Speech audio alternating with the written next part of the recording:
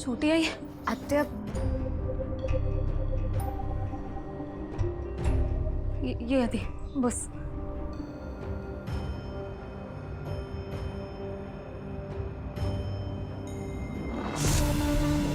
आत्या, आता वाटतंय का तुला बरं? आत्या, तू घरी आलीस तर आत्ता कुठं आमच्या जीवात जीव आलाय बघ. भागू, पाणी घेऊन ये ना. हा,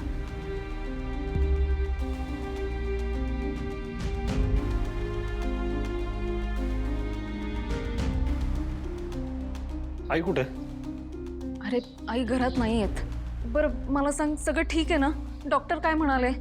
ते म्हणत होते आत्याला वेळेत घेऊन आला ते बरं केलं. त्यांचा श्वास बंद पडला असता ना तर शरीरातली हवा कमी झाली असती, त्यांच्यावर इलाज पण करता आलं नसतं. हा म्हणजे ऑक्सिजन लेवल कमी झाली असती तर प्रॉब्लेम झाला असता असं म्हणायचं असेल त्यांना. मग ठीक आहे. तुळजा,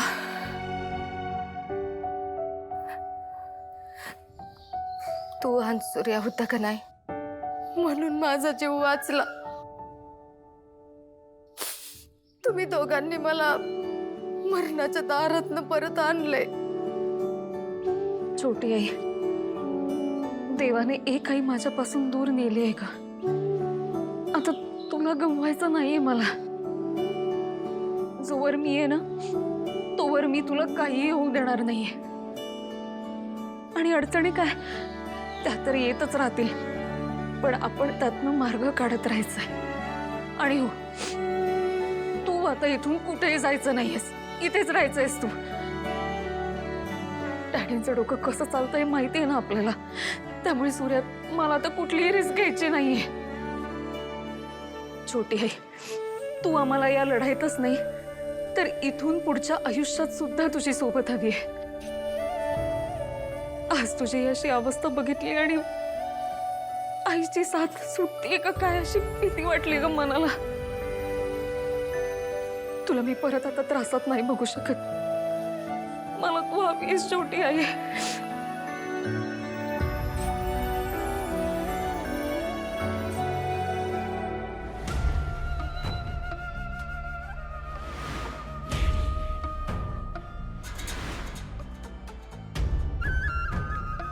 डॅडी ते बोल.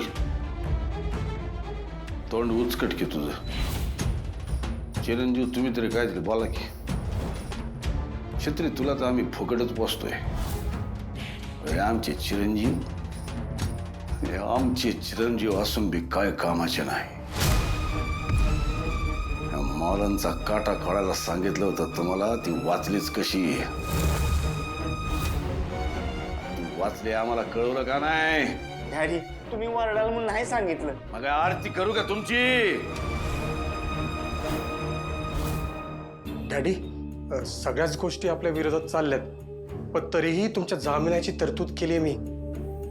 हे बघा, पुढचं हेअरिंग काउंटर करण्यासाठी हे काय मुद्दे आणलेत मी. ते सोड रे तू.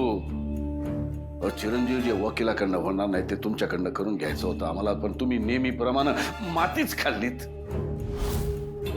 आमच्या पायाशी बसायची लायकी नाही तिची. ती आशा, ती हित येऊन आमच्यावर हसून गेली, हसून नाही गेली, तोंडावर थुंकून गेली. आणि हे सगळं तुमच्यामुळे झालं. डॅडी, अहो याच्यात माझी काय चूक आहे? तुम्ही सांगितल्याप्रमाणे सगळं केलं का नाही मी? हो डॅडी, अहो तो सूर्यामध्ये कडमडला आणि सगळ्या प्लॅनचा पट्ट्या. तो मध्ये कडमडतोच, कडमडणारच. हे लक्षात घेऊन पुढची तयारी करायला पाहिजे होती का नाही? हे गाळ राहिले असणार म्हणून त्या सूर्यानं संधी साधली. डॅडी, माझं ऐका. तुम्ही बाईसाहेबांना मारण्याचा विचार करू नका, नाहीतर केस त्यांच्या बाजूने स्ट्रॉंग होत जाईल. आपले हात अडकलेत. तुमचा जामीन जर व्हायचा असेल तर आपल्याला असं काहीतरी करायला हवं ज्यामुळं केसवरच प्रचंड प्रेशर येईल. कोर्टाला तुमचा जामीन मंजूर करावा लागेल. डॅडी, तुम्हाला आता तुमची राजकीय ताकद वापरावी लागेल. डॅडी, काही चुकलं असेल तर आम्हाला माफ करा, पण नाही नाही नाही नाही नाही वकील, तुझं काहीच चुकलं नाही रे. चुकलं आमचंच.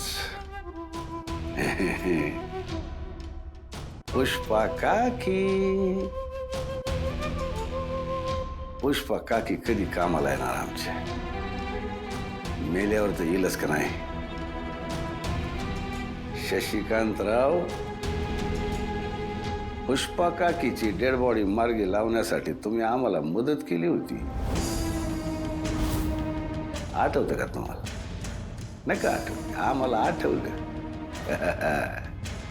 आता हा हुकमाचा यक्का बाहेर काढणार. आता हा खेळ आणखी रंगत जाणार. तो आम्ही अजून रंगवणार.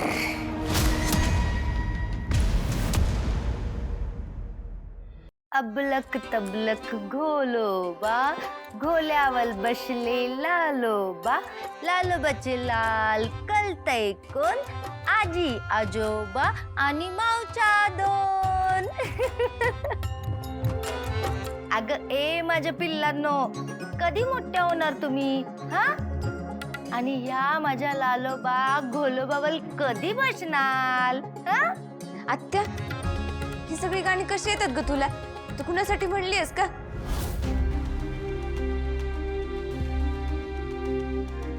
अगं नाही, ते असंच ऐकून ऐकून जमते ती मला. तेजू, आराम पडला ना ग पायांना? हो अगं वहिनी, किती काळजी घेतोस तू माझी. अगं तू आई आहेस आता त्यांची. तुझी काळजी घेतली तरच तू त्यांची काळजी घेऊ शकशील ना. म्हणून मी तुझी काळजी घेत असते. बघ बघ, दोघी बघतात बघ कशा आपल्याकडे. भक्की, किती निष्पाप जीव आहेत ह्या. ह्यांच्याकडे बघून कुणाला तरी यासनी मारावं असं वाटेल का? मालकांनी जेव्हा यासनी मारायचा विचार केला तेव्हाच माणूस म्हणून किंमत घालवून घेतली त्यांनी.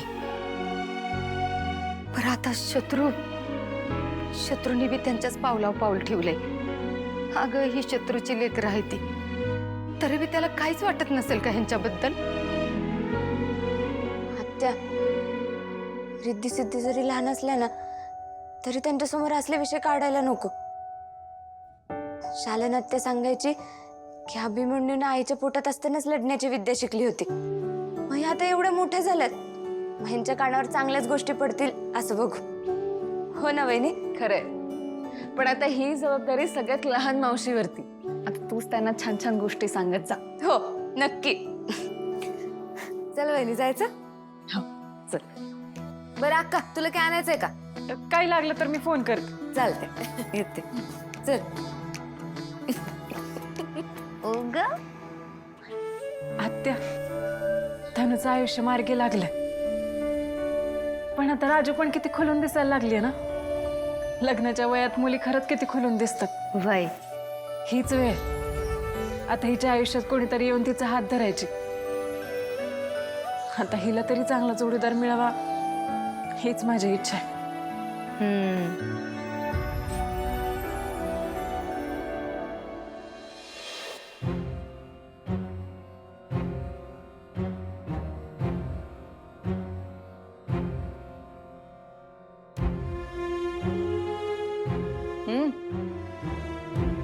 शशिकांतरा, का म्हणे बोलवलंय त्या जालिंदरनं? अंदाज घ्यायचा प्रयत्न केला आम्ही, पण काय उलगडा व्हायना झालाय आजी. उलट मोठ्या त्वरात म्हणतोय, आला नाही तर तुम्हाला मागत पडेल. हा, आजी, जेलमध्ये राहून बी जालिंदरचा माच काय जायना झालाय.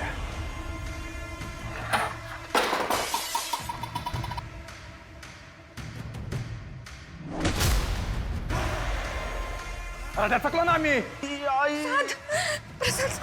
लागला का बाळा तुला? हे बघ, जेव्हा माणसं टेन्शन मध्ये असतात ना तेव्हा काम नीट करावं, नाही तर उगाच असा मार खायला लागतो. जा त्याला घेऊन आत.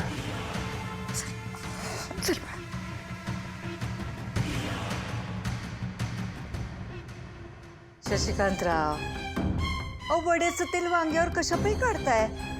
एवढा जोर असेल तुमच्या अंगात ना तर त्या हरामखोर जालिंदरला वटणीवर आणा. काजे, तू आता अजिबात काळजी करू नको. तुझ्या नंतर चांगलाच अडकलाय बघ. ती वकिलीन बाई कालिंदी ती काय त्याला आता सहजासहजी सोडत नाही बघ. चुकताय तुम्ही. अहो गुन्हेगार सुटला ना म्हणजेच राजकारणी लोकांचं भलं असतं कधी कधी. तो जालिंदर तर जाणार आहे आत, पण सोबत तुम्हासनी नेलं नाही म्हणजे मिळवली. हे बघा, त्याला तुम्ही भेटायला जाणार आहात ना, तेव्हा नीट खबरदारी घ्या. कोणाला कळणार नाही एवढं बघा. वय अजय.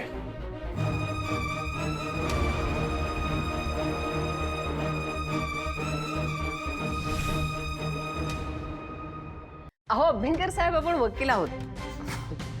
आपल्याला कळलं पाहिजे ना कुठल्या केसमध्ये आर्थिक गणितं लावायची, कुठल्या केसमध्ये माणुसकी दाखवायची. केसेस काय येतात जातात. तो अभ्यंकर साहेब, मी तुम्हाला करू का जरा 2 मिनिटात फोन? या बसा, बोला. 1 मिनिट. हा अगं माधवी, त्याला सोड जरा वेळ मोकळं. सारखं कसं बांधून ठेवतेस? प्लीज सोड थोडं. हे लोक पण ना प्राणी प्रेम म्हणून पेट सांडतात. त्यांची काळजी कशी घ्यायची हे नाही कळत त्यांना. काय ग, तू कोण? नाव काय तुझं? हिचं नाव राजश्री, राजश्री जगताप. तुळजा, मी तिला विचारलंय ना. तुला तुझी ओळख नाही सांगतायत? मी सूर्यदादाची बहीण राजश्री. काय ग, पहिल्यांदा शांत राहिलीस, नंतर ओळख सांगितलीस ती तू कुणाची तरी कुणीतरी आहेस अशी. तुला स्वतःची ओळख नाहीये का राजश्री?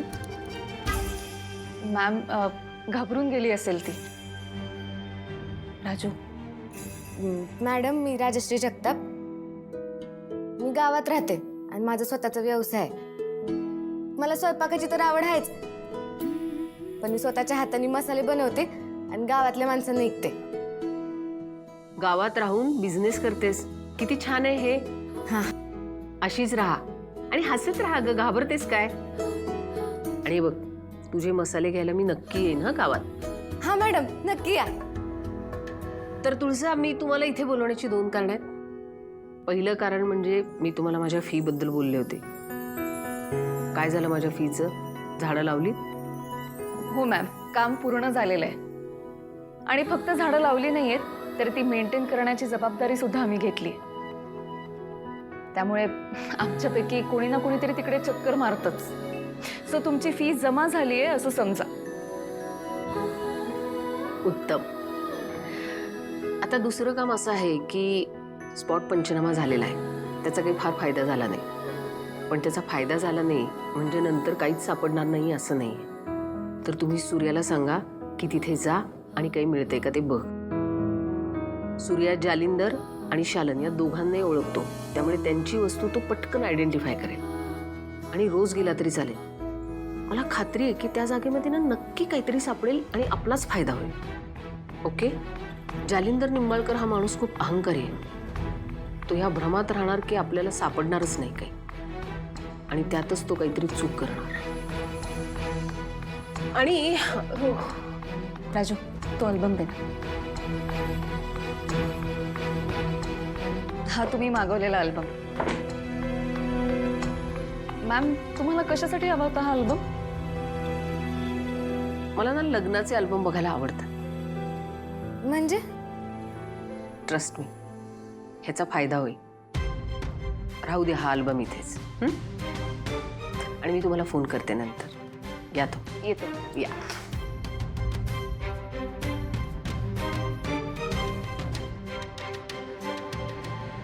वा वा वा वा वा वा. अरे मोकळ्या हवेत लय भारी वाटतं रे हवालदार. हा, सकाळपासून पाण्यासाठी लय वैतागलो होतो आम्ही. दुपारी पाणी मिळालं आम्हाला. आता मोकळ्या हवेत बरं वाटले. धन्यवाद. अरे वा वा वा वा वा. शशिकांतराव, या या या या या.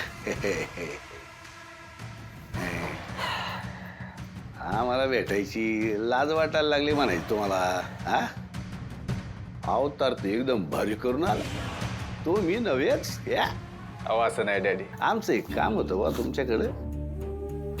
ठीक आहे. हिचं काय?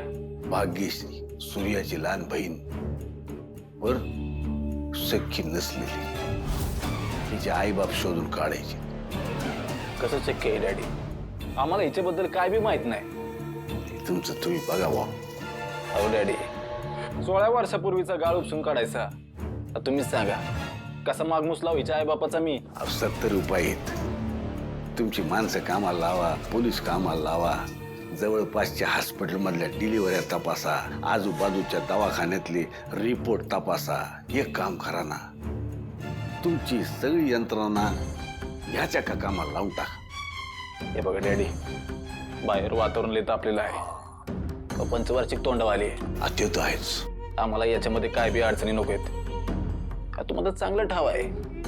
सत्ता जर हातातून गेली तर तुम्ही आणि आम्ही दोघं बी गोत्यात येऊ. आणि आम्हीच तुम्हाला गोत्यात आणलं तर डॅडी. काय शशिकांतराव, आमचे काय जरा वाईट दिवस सुरू झाले तर आपण एकत्र घालवलेले चांगले दिवस विसरलात का? हा पुष्पा काकी पुष्पा काकीची बाडी आपणच दोघांनी मार्गी लावली, विसरलात का? आम्ही जर हिथून सुटलो नाही तर आम्हाला हे तर कोणतरी जोरदार पाहिजे का नको? हा एकट्या लय वैताग घेतो इथे. आणि तुमच्यापेक्षा दुसरा चांगला जोडीदार कोण मिळणार आम्हाला? डॅडी, अहो खिंडीत पकडून मारायची तुमची जुनी सवय आम्हाला चांगली ठाव आहे. एवढ्या वेळ जरा समजून घ्या. शशिकांतराव, यापुढे आम्ही फोन केला दोन रिंग मध्ये फोन उचलला गेला पाहिजे. तिसरी रिंग जर काय झाली, आमदारकी तर सोडाच, नगरसेवक म्हणून मी तुम्हाला कोणी उभं करणार नाही अशी गत करून सोडू. आम्हाला लागेल तेवढी माणसं, लागेल तेवढा पैसा मिळाला पाहिजे. आणि हा हे भाग्यश्रीची आई बाप. नाहीतर तुम्ही पुष्पा काकीला पुरतानाचा व्हिडिओ आहे आमच्या छत्रीकडे, तो कोर्टात आम्ही पुरावा म्हणून सादर करून टाकू. वा एक गोष्ट लक्षात ठेवायची, आमच्यापासनं लांब पाळण्याचा विचार करायचा नाही. नाहीतर तुम्हाला हित कसं आणायचं ते आम्हाला चांगलं माहिती आहे.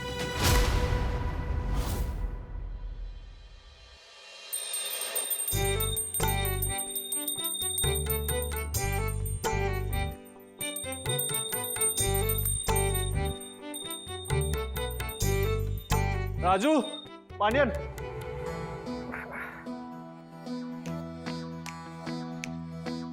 दादा आज लवकर आला. वय राजू आणि तुळजा नाही आले अजून. नाही ना, त्यांची एसटी लेट झाली म्हणून त्यांना यायला उशीर होईल. येतीलच थोड्या वेळ. अरे सूर्या, नग लय काळजी करू, येतील त्या. दादा, धनु दीदी आली होती. होय, लयच काळजीत होते. मला ना त्यासोबत जे काय झालंय ना त्याचं लय वाईट वाटतं तिला. बोलली बोलली बोलली आणि जाताना बिस्किटचा पुडा घेऊन गेली. म्हणे रात्रीची लय भूक लागते. ही काही मोठी होत नसती धन. मोठं कशाला व्हायचंय? संसार करायला थोडी ना मोठं व्हावं लागतं. जमल धनु दीदीला.